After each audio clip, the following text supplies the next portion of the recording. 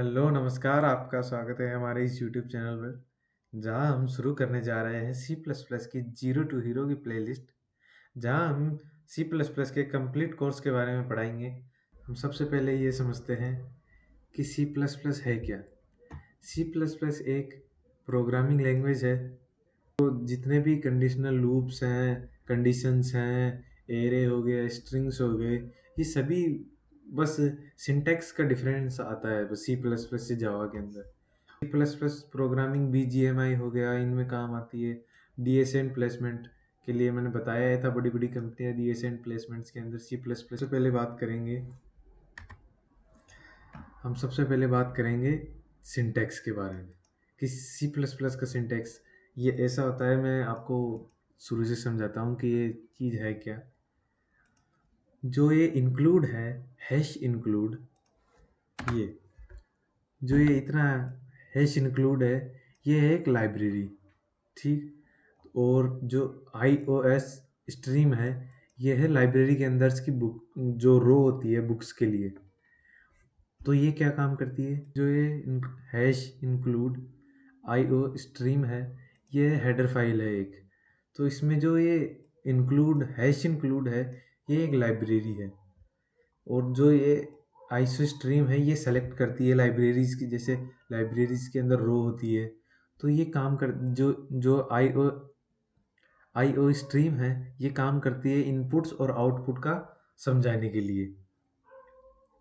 मतलब इनपुट्स और आउटपुट को दिखाने के लिए कि किसी मतलब इनपुट लेना है या आउटपुट जो जो हमने टाइप किया है उसे आउटपुट कैसे दिखाए। और जैसे ही नीचे आते हैं यूजिंग नेम स्पेस, ये एक स्टैंडर्ड कमांड है। इसका मतलब अगर हम इसे यूज ना करें, comment out using name space एक स्टैंडर्ड कमांड है। अगर हम इसको कमेंट आउट करते हैं, इसका हम यूज ना करें, तो मतलब इसके आगे बताता हूँ आपको इसके बारे में। तो फिर आते हैं हम इंट मैन पे। जो है मैन है, ये एंट्री गेट है किसी भी कंपाइलर का। जब भी कंपाइलर रीड करता है किसी भी कोड को, तो सबसे पहले वो देखता है कि मेन फंक्शन कहाँ है।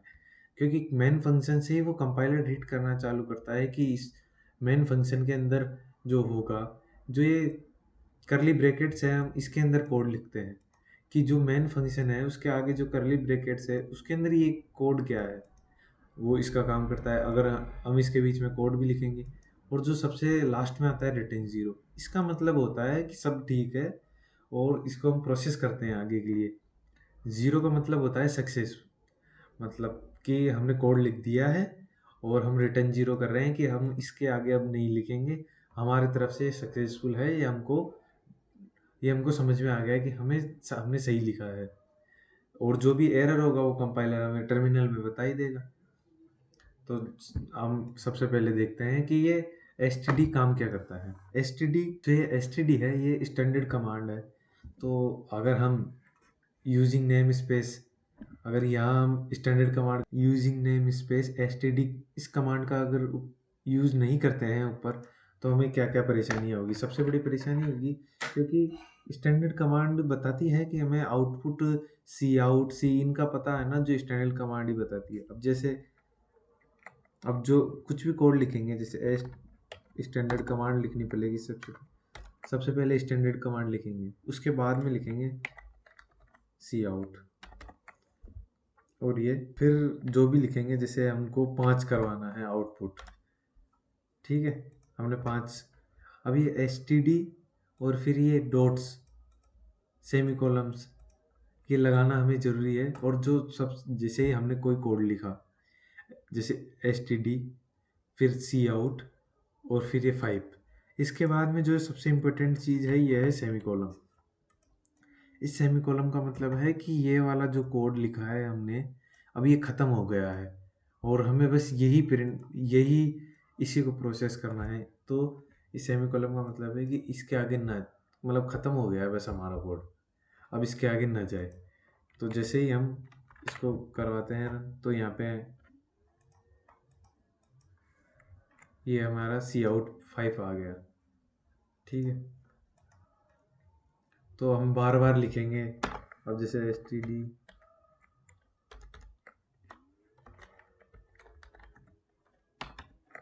std। अब जैसे हमें 10 लिखना है तो हम बार बार कब तक लिखेंगे। हम कंपाइलर को रन करवाया, रन कोड, हम 5 और 10, ये जब तक हमने बीच में ब्रैकेट नहीं दिया या एंटर नहीं किया तब तक ये है ना जो कोड को एक ही रो में करता जाएगा कि हम, क्योंकि हमने अभी तक यहाँ पे कोई डिक्लेयर नहीं किया कि हमें गैप देना है या नहीं है। तो सबसे इजी गैप देने के लिए हम ऐसे ब्रैकेट्स लगाएंगे और फिर लास्ट में ब्रैकेट्स देने के लिए ऐसे इनवर्टेड कॉमास एंड स्पेस। अब जब भी रन करेंगे हम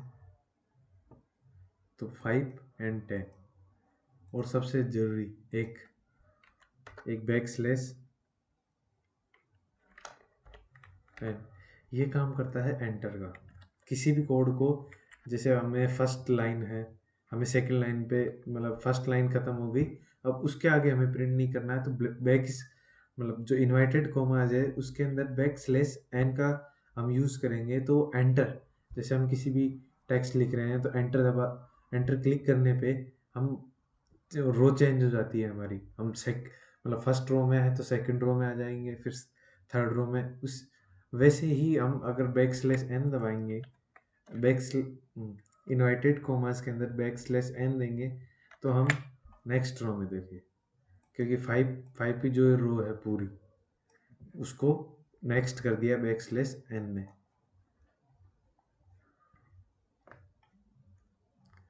तो हम बार बार std लिखेंगे तो इसमें ज़्यादा बार बार टाइम भी कंज्यूम होगा हमारा ज़्यादा, और ये सिंटैक्स मतलब मेमोरी भी ज़्यादा खाएंगे, तो हमें मेमोरी का ध्यान रखना रहता है। क्योंकि जो ये कोड इंटीजर है, देखिए इस पर क्लिक करेंगे जब VS कोड के अंदर इंट इक्वल्स टू 5, इसका मतलब है कि इंटीजर है 5। अब ये 4 बिट स्टोर कर रहा है। जो एक इंटीजर होता है वो 4 बिट्स, मैं आगे बताता रहूँगा कि इंटीजर के बारे में जब आएंगे तब बताएंगे। क्योंकि जो यहाँ पे 5 है ये 4 बिट्स स्टोर कर रहा है, ये मेमोरी में 0 1 की फॉर्मेट में स्टोर हो रही है।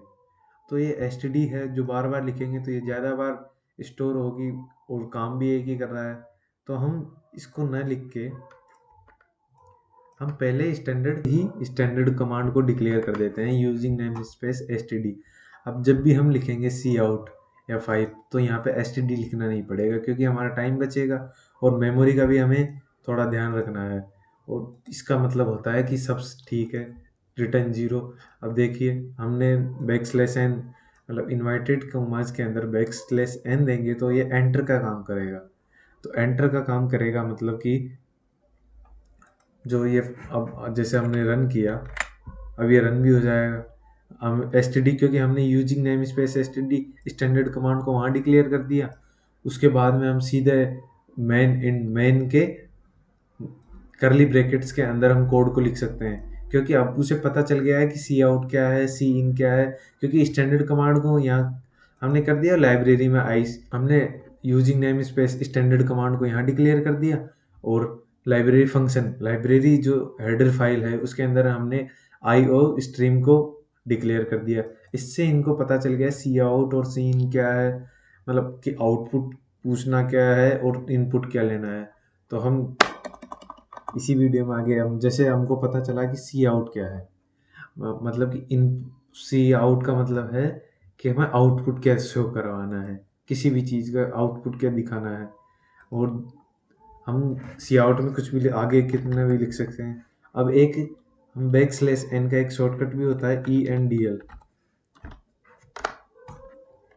ये क्या काम करता है कि और लिखते हैं जैसे सी 20 को करवा रहे 201, हमने 201 कराया। जो यहाँ पे ये बैक स्लैश एन है जो वही काम ENDL यहाँ पे करेगा। तो हम देखेंगे, तो सबसे पहले हम देखेंगे कि प्रिंट क्या होगा। सबसे पहले यहाँ पे आएगा हमारा 5, फिर बैक स्लैश एन मतलब 5 के रो को पूरा छोड़ के हम सेकंड रो में आते हैं, ठीक, वहाँ पे आएगा 10। अब 10 के आगे हमने ENDL आउटपुट सी आउट करवाया, तो सी आउट करवाया ENDL। तो ENDL का मतलब होता है कि backslash N same as backslash N enter का काम करता है ENDL। तो जैसे ही एंटर हुआ तो यहाँ पे तो 5 आ गया, कोड में हम आउटपुट देखेंगे तो जैसे यहाँ पे 5 आ रहा है, यहाँ पे 10। अब जैसे ही 221 आएगा वो यहाँ पे नहीं आएगा 10 के पास में, ये आएगा 10 के नीचे। हम देखते हैं कोड को रन करवा के। तो देखिए 5 एंड फिर बैकस्लैश एन 10, फिर ENDL 201। तो गाइस आगे बढ़ते हैं ऐसे ही।